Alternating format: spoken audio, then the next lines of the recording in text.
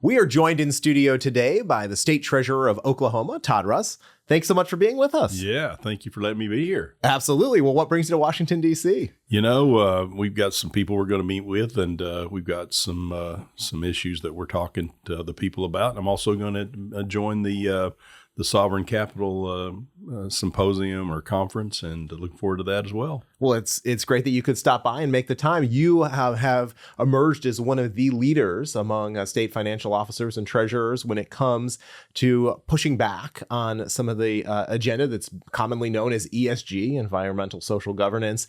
And in fact, your state has taken a position where you have said, we're going to put the interests of Oklahomans ahead of these outside groups. Tell us a bit about that particular fight and where things stand today. Yeah, Oklahoma is one of several states that have really taken on this issue, and ironically, Oklahoma's kind of moved to the front, probably because of the pushback that we've had, and we passed legislation 2 years ago that said that any financial institutions or investors that are using state dollars that are contrary to the goals and the best interest of the oil and gas industry, because where we're at, that's a big part of it. That the treasurer would evaluate that, and if he finds that they are actually doing things that would be harmful to the industry, they'd put them on a restricted list, and we did that. And so it had some teeth in it, and so as a treasurer, I put the list together and came out with what's now about 5 or 6 different financial institutions on that list, and as you can imagine, they didn't take that well, and it turned into quite a fight. These are fairly household names like BlackRock that are on your list. You have a situation now where, probably not surprisingly, was challenged in court, and you see you're working through that lawsuit. Do you feel confident about where things are going and where this will end up in the future? I would like to say mostly yes, but when you get into the court systems, you never really know. In Oklahoma, you'd think one of the reddest of the red states that we wouldn't really run into any big problems, but we kind of have. I mean, we've kind of lost the first preliminary round of that engagement in the court systems. Had a district judge that ruled in favor of the pension systems.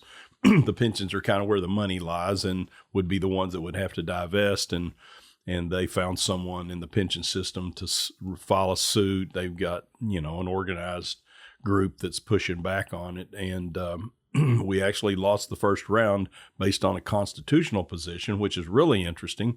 The way the judge interpreted it, it seemed like maybe you only imagine someone that goes and Googles ESG 24 hours before the hearings to see what she's getting into, and then they start throwing out these $10 million and all these things that are not really relevant. And she actually ruled that the fiduciary obligation of the pensioners was to manage the money for a specific purpose, and use some other specific language. And interestingly, that's exactly what she claimed was exactly what we're trying to do, but she's kind of using it in the reverse direction, saying that we're the ones that are being political about it, when we're saying all along, no, these people are the ones that are being political about it. Yeah, no, I mean, it seems to me that the law that was passed and the list that you put together makes perfect sense. You're representing the interests of the people who sent you to represent them as state treasurer.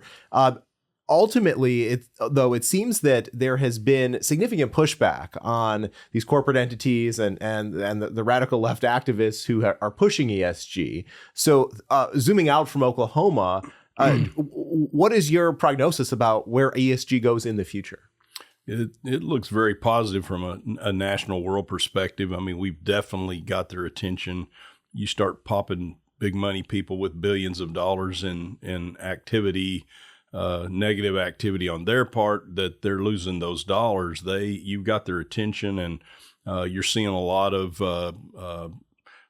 kind of squirming around with BlackRock and JP Morgan, State Street, and some of the big key players. So they definitely are concerned about it and have their attention.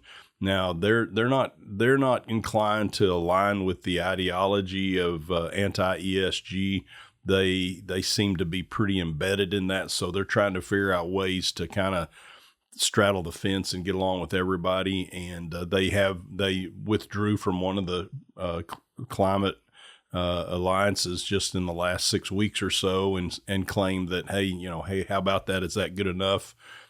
We met with some of them, had conversations. Well, what does that mean? Are you leaving the other ones as well? Oh no, we're still in 4 or 5 of them. Well, then are you taking this new message to them? Oh no, and it's kind of more like, well, we were just paying too many memberships. We're just going to get it down to 4 or 5. So the philosophy didn't change a bit. So we weren't able to take them off the list. So those are kind of some of the things they're trying to do to reposition themselves to get off of those lists. And it's nice to know they're trying to get off the list. One more question on that. Are there things that the everyday American or an Oklahoman can do to push back on this ESG agenda? There are, first of all, just understanding what's going on. It's kind of like the Wizard of Oz. Somebody's behind the curtain, seems like somebody may be or may not be, but they definitely have a lot of things that are going mostly behind the scenes. When you're talking about the C-suites, the shareholders' resolutions, the board meetings, most of the public doesn't see that. And that's where a lot of this activity is going on, because they take my state dollars in Oklahoma and other states and everybody else's tax dollars and pension dollars, and then they put them in their ETFs so they can vote the proxy votes, and we don't necessarily vote those votes. So they have billions and billions and trillions of dollars that they get to vote, these big, massive bundles of proxies.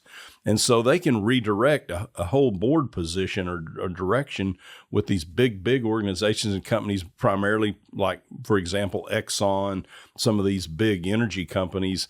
They will manipulate the board. They just need to change 2 or 3 board seats to get that board to reposition their mission statement. And that's what they've done. I mean, they went into Exxon, replaced 3 board members, and literally was able to redirect their mission statement to be they call it out of the fossil footprint, which basically, if that's your business, it's like, then you'll be out of business by a certain time. And they have these benchmarks on walking that back. After a year or two, management realized just what was going on. In the last 3 or 4 months, they actually had their board meeting, fought back hard, filed some lawsuits, and they've realized the strategy these ESG people are after to put them out of business, and now they're beginning to fight back. So people being aware of those things, I mean, if you can only imagine what Ukraine would have been like if we weren't able to be shipping compressed natural gas over to them during that first year of the war there, people would have not been getting shelled to death. They'd been freezing to death because there was no energy, no gas to get them through the winter. We would be in the same situation. This is not just a convenience. This is a national health, this is certainly a world health and a national security issue for America and other countries. So it's very, very important. It's systemic. It's not just energy. It's agriculture. It's energy. It's the governance side of corporations.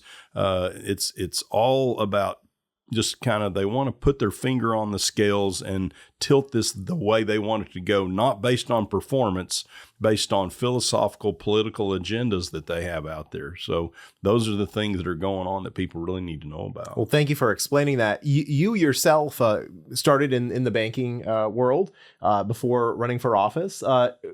Did you ever imagine you'd be in the position where you are today, representing the state? No, I never dreamed of it. Actually, when you're running a bank and busy in your own world, you're really busy. Ended up selling my preferred stock in the bank that I owned, and was in banking for many years. I'm the bank CEO and understood the business. And I will tell you, it is critical that people understand the difference in the big, massive world banks and your local community banks. The local community banks are probably going to be the salvation of all of this financial challenges that are going on, because they're a little more nimble and not quite flying quite as high on the radar of these regulators and big money market people. Interesting. When you decided to run for state treasurer, what did you set out as your agenda? What did you hope to accomplish? In Oklahoma, I served 13 years in the legislature and knew that this law had been placed on the books when I filed to be the state treasurer. So I was fully aware of kind of what direction we wanted this to go for Oklahoma, and understanding the financial backgrounds of industry and the financial world. It was a very comfortable place for me to step into, and I certainly felt like that there was a purpose for me to take on this call, and the people did too. So I was elected, and we've tried to enforce this and be very cautious and careful and deliberate and have good discretion when we put this list together. But we feel like it's spot on for the subject matter that we're trying to deal with, and to the issues we're trying to protect Oklahomans in my state and the world from. You have a strong ally in Governor Stitt, who's a former guest on this podcast. I know he's supportive of your efforts on ESG in particular. What other challenges do you see the state encountering that you're working on right now? It's hard to say for sure. If we knew them all, we'd try to stop them before they got there. But they're definitely mobilizing the opposition's wise. They've been in this arena before. They know how to fight on these kinds of engagements. So we're trying to just be cautious and careful and very deliberate and stick with what the statute intends for us to do. It was interesting, the language that the judge presented for her purpose, her reason was the language, the constitutional specific purpose rule. And she was talking about, you as a fiduciary, you only have a specific purpose to earn for the investments. That's exactly what we're saying. They're literally saying, not only will we manage your money, but we are also going to deal with climate issues. That is not a specific purpose. That is blatantly saying we've got lots of things we want to do with your investments more than just focus on the earnings. And when you look at these green packages that are anti fossil fuel petroleum,